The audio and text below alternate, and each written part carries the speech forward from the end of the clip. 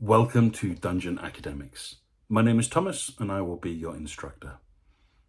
I had an idea the other day and I'm not sure yet if this is a good idea or a bad idea. It's still rattling around in my brain half formed. So I thought if I take the time to talk about it, that will help me organize my thoughts. And next time I have a good old think about this, I can use this moment of reflection as a foundation for further thought development.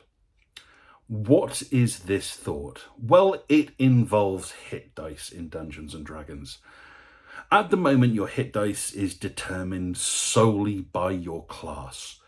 If you're a barbarian, your hit dice is a d12. If you're a sorcerer, it's a d6. If you multi-class, you end up with a mix of hit dice, and that's okay. It's fine. Not particularly brilliant, but it works to a degree. When you use your hit dice to work out how many hit points you get per level, you add your constitution modifier, and sometimes when you're healing, hit dice and constitution modifier go together. It's complicated. There are some classes as well that start to use hit dice as expendable resources, which I absolutely love. I love using expendable resources in interesting ways. Resources that you might get back on a long or short rest. It gives you a choice. Which is more important to me? Healing with hit dice in a short rest or using them to empower certain class abilities? Anything like that I think is brilliant.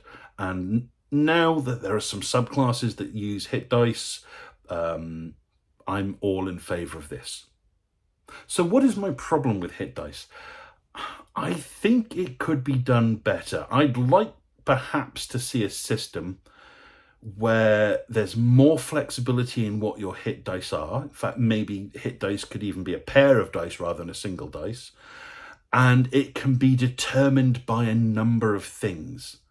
Rather than having your hit dice plus your constitution modifier, why not have your hit dice be based on your class and then a mixture of your constitution modifier and your player species, for example, so that it feels right to me that even if they have the same constitution, something big like a half orc or a Goliath would have more hit dice than something small like a halfling. So if you have if you have two hit dice, one from your class and one from a mixture of your constitution modifier and your species, and they always operate in tandem, and you use those for healing, generating hit points when you level up, how would that work? How could we balance it out so that smaller creatures like goblins and halflings aren't just strictly worse because they're not as big, and there is a benefit to being big? One of them being you're a bit tougher. And then I thought, what if we take it a little bit further? And instead of just having hit dice, we can also have something like strength dice, and that your weapon damage is based on these. And your strength dice, again, would be based on just physically how big your character is and your strength score. This is actually what they do in the Call of Cthulhu game. Your damage for melee attacks is based on a mixture of your strength and your size. And when you make an attack, you get a multiple of your damage dice. I really like that system. I think it could work for Dungeons and Dragons.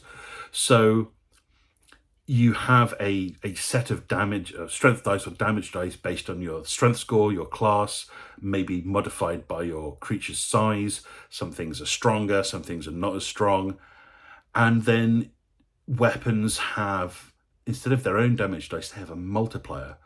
Like a dagger or a small weapon does your basic damage dice, your basic strength dice, whereas a regular sword or axe might do 2 sets of them, and a great weapon maybe 3 sets of them. Now, I've been thinking about this, and right away I come up with a lot of problems.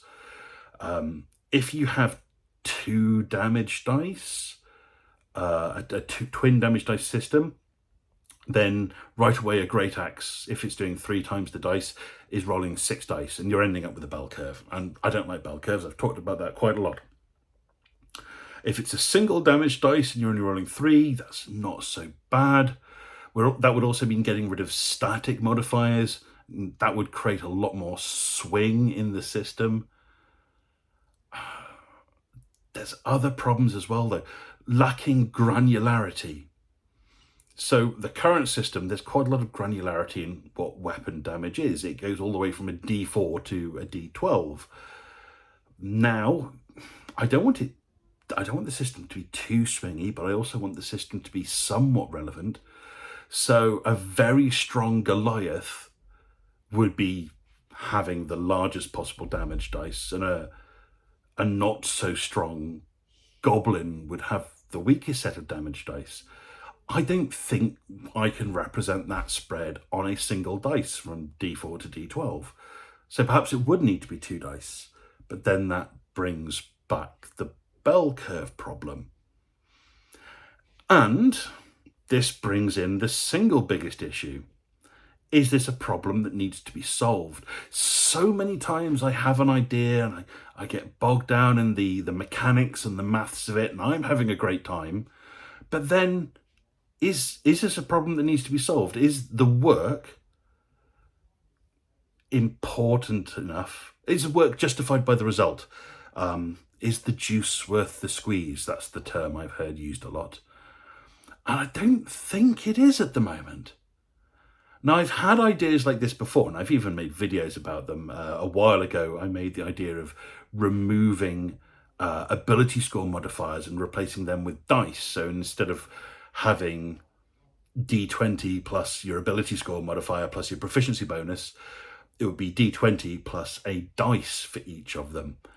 And the more I planned it out, the less worth it was. It didn't really add much to the game.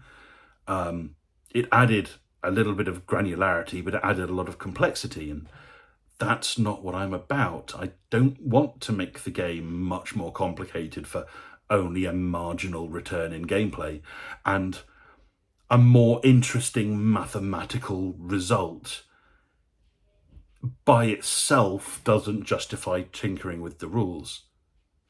So I've got a feeling that this is an idea that's probably going to be a dead end. I'm probably going to think about it a bit more. But ultimately, I'm not yet convinced it's going to go anywhere. And that's okay.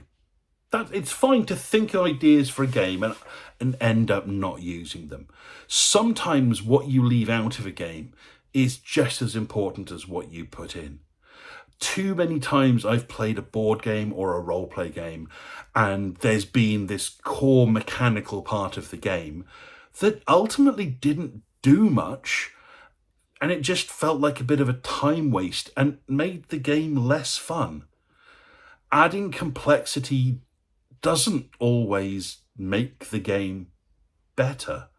And Dungeons and Dragons is famously a game, at least in its 5th edition, where streamlining the rules for fluid play takes priority over, I don't want to say unnecessary detail, but too much detail.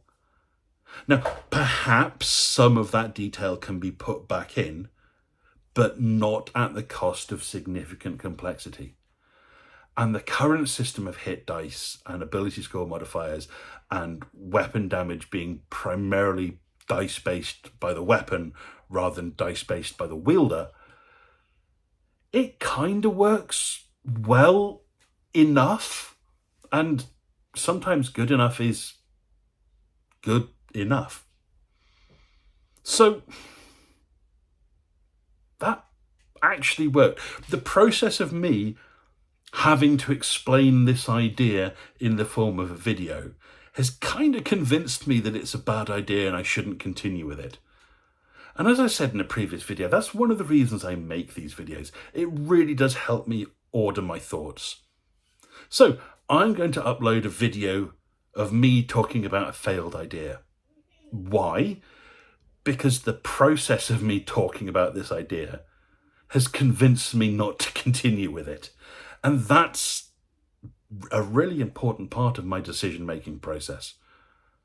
Like I said, you don't really understand something until you can explain it to someone else.